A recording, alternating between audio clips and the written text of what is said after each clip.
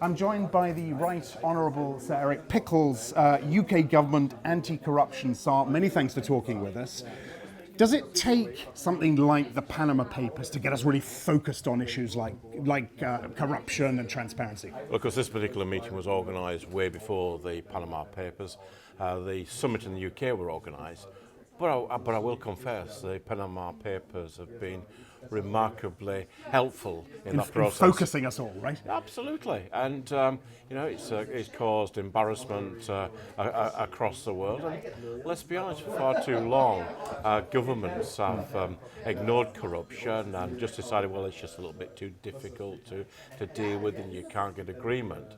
But I think something like this and the summit coming up about that process of building alliances to tackle it. I've got to ask you this, but Prime Minister Cameron's name being thrown around, has it made things more difficult as we approach this summit in London?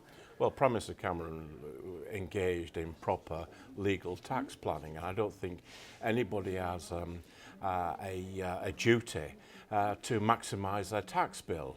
Otherwise, duty-free would go out of business tomorrow. But I think what it has done, it has kind of shown the nature of avoidance and evasion. And of course, it's evasion that we're interested in, but more particularly, we're interested in corruption. So we want to ensure that people who steal from their country, that blood-stained dictators don't have a nice place to leave their money. Any particular industries and countries you think are more vulnerable right now as we head into this summit and as we head into the London summit? What we do know is if you look at levels of corruption, by and large, the levels of corruption roughly coincide with levels of poverty and levels of deprivation. And what corruption does, it acts as a spur to terrorism, a spur to extremism. So everyone has got a vested interest in ensuring that officials can't be bribed and that corruption is pursued. What role, Sir Eric, do you think civil society has in playing a sort of driving role in increasing due diligence and making everything more transparent? Well, Transparency International have been just terrific in this programme.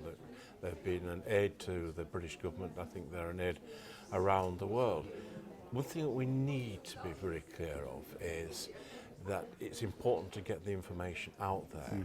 I don't think we should be too picky about precisely how it's there.